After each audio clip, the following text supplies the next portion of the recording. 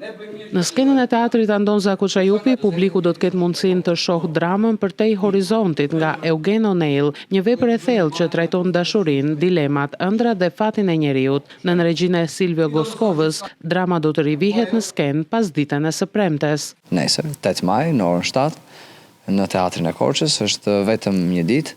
I ftoj që të mos ta humbasin këtë shfaqje. Është një shfaqje që ka një ndjesi shumë të fortë, por përveç ndjesisë përcjell një dramaturgji të fortë dhe edukon publikun në një formë që nuk e shohim shpesh. Edhe ka një shije shumë të hollë si teatr. Loja e aktorëve është shumë e mirë. Shfaqja në tërësinë e saj është e plotë.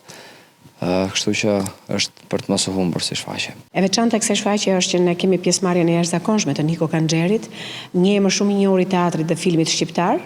Ai është korçar dhe është kënaqësi që vjen në Teatrin e Korçës për herë të parë me këtë vepër. Kjo është një shfaqje që premierën e vet e ka pasur në muajin nëntor dhe ne rikthejmë përsëri. Unë dua t'i them publikut të Korçës dhe jo vetëm që është një shfaqje me shumë emocion, një shfaqje me shumë mesazh, një shfaqje shumë e bukur që t'i jep kënaqësi.